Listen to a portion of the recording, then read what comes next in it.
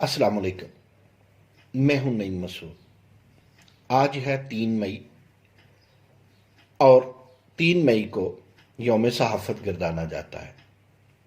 تو دوستو، آپ کی خدمت میں آج کا کالم پیش کرتا ہوں، جس کالم کا عنوان ہے بلاول نے تو وہی کہا جو۔ بلاول بھٹو زرداری نے ایسا کیا کہہ دیا کہ حکومتی اراکین آپے سے باہر ہو گئے؟ یہی کہا کہ عمران خان کنٹینر سے اتر آئے۔ ہاں تو اتر آنا چاہیے۔ بلاول نے یاد ہی دلایا کہ آپ اب وزیر اعظم ہیں۔ یہ بات تو کچھ عرصہ گھر بیٹھے عمران خان کو خاتون اول نے بھی کہی تھی کہ آپ وزیر اعظم ہیں۔ خان صاحب نے یہ بات خود بھری بزم میں لوگوں کو چسکا لے لے کر سنائی بھی تھی۔ یہی بات بلاول نے کہہ دی تو وزراء، معاونین اور مشیران وہ سیخ پا ہوئے کہ انہیں خود نہیں معلوم کہ بلڈ پریشر میں کیا کچھ کہہ گئے۔ بقول خاص آج کل اسمارٹ لاک ڈاؤن ہے۔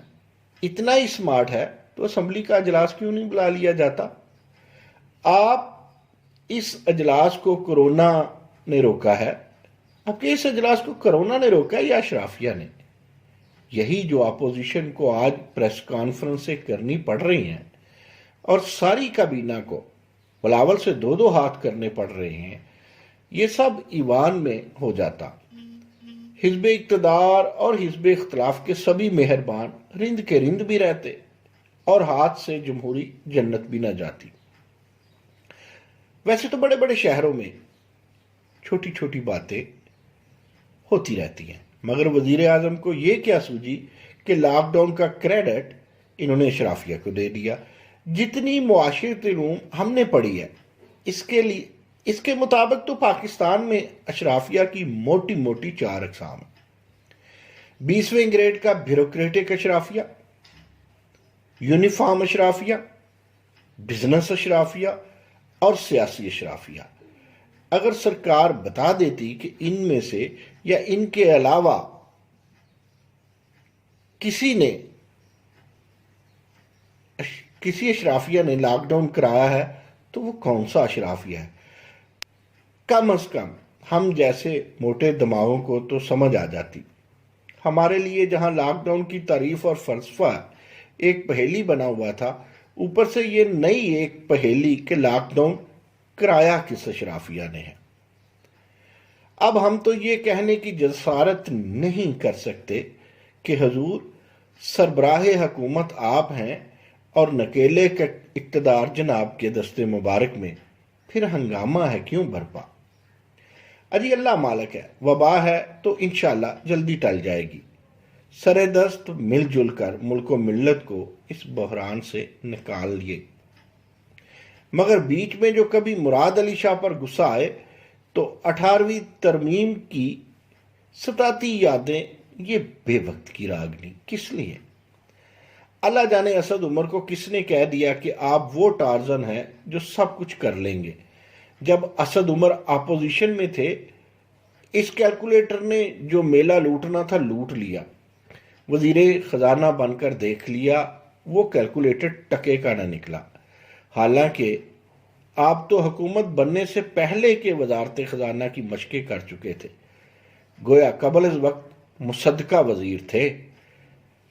اب منصوبہ بندی، ترقیات اور خصوصی اقدامات کا قلم دان ہے تو آذراہ کرم اس قلم کی روشنائی نہ اب خوش کروا لیجئے گا۔ اوپر سے آپ نے 18ویں ترمیم کی تند اور تانی کی چھیڑخانی کو خصوصی اقدامات ہی سمجھ لیا ہے، حالانکہ آئینی امور کی فہم و فراست سے آپ کا وہ نزدیکی رشتہ بھی نہیں ہے جو فنانس سے تھا۔ خان صاحب کو آرام سے حکومت بھی کرنے دیجیے کہ قلم دان بدلنے کے تکلفات ہی میں سارا وقت خرچ کر بیٹھیں۔ ویسے تو وزارتوں میں کثرت سے عدل بدل اس حکومت کا ترہ امتیاز ٹھہرا، مگر اس عالمی کرونا وبا میں بھی مرکز کو وزیر صحت نہیں ملا۔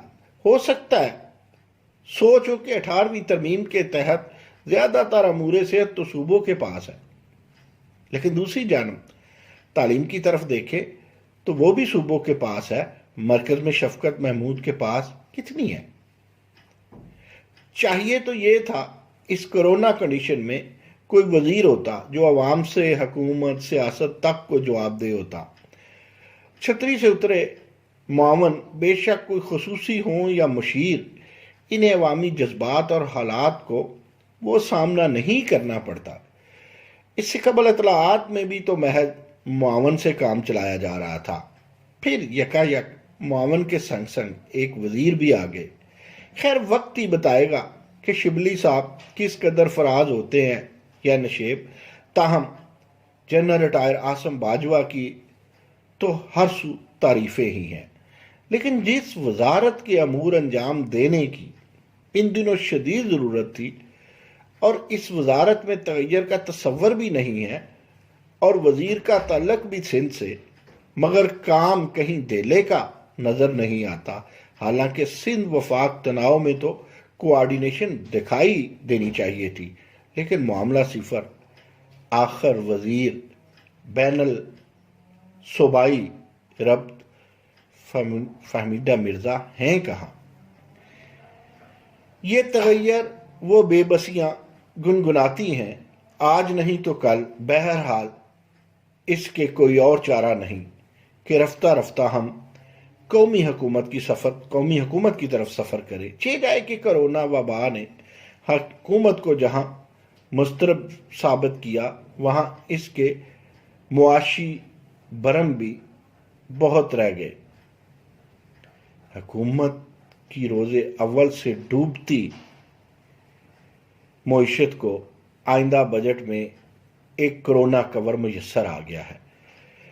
ستاروں کی گردش بتاتی ہے کہ بوجہ قومی حکومت اس میں سربراہ حکومت محض علامتی ہوگا۔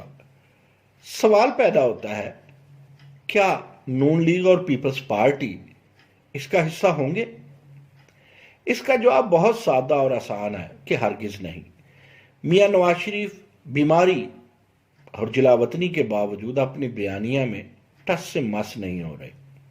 کوئی سمجھے کہ شہباز شریف اپنی لچکدار طبیعت کے سبب یہ میٹھا زہر نگل سکتے ہیں تو یہ بھی غلط ہے۔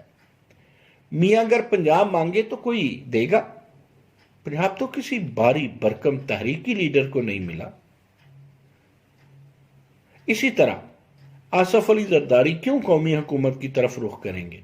کیونکہ ان کے پاس ایک جاندار سندھ حکومت ہے جس کے اوپر مرکز کی طرف سے ایک نا تجربہ کار اور غیر سنجیدہ گورنر مسلط ہے، جس کا ایسے کارکن کی طرح کا کردار ہے جس کا جب جی چاہے وہ سوشل میڈیا پر ایک بیان داغ دے یا کسی مخالف بیان پر ایک آدھ کمنٹ فائر کر دے، اور ان دونوں صورتوں میں کسی خاص دلیل کا تکلف بھی نہ کرے۔ کیوں لگتا ہے پہلے ہی قومی حکومت ہی ہے، نہیں تو بن جائے گی۔ کرونا کنڈیشن خوفناک صورتحال اختیار کر چکی ہے۔ ٹیسٹ سسٹم ہمارا نکارا، اسپتالوں میں ڈاکٹرز تک لقمہ اجل بن رہے ہیں۔ ضرورت اس امر کی تھی کہ بلدیاتی حکومتیں ہوتی اور اختیارات ذمہ داری سے کام کرتی، مگر یہاں مرکز ایک صوبے کے پیچھے پڑا ہے جس کے اس وبائی کام کی قومی و بین الاقوامی سطح تک پذیرائی ہے۔ ہاں، بلاول نے اگر استعفیٰ کا بھی کہہ دیا تو آپ بڑے بنے، نہ دیں استعفیٰ، مگر سٹیٹس مین کا تاثر تو دیں۔ پھر کہتے ہیں بلاول بولتا ہے۔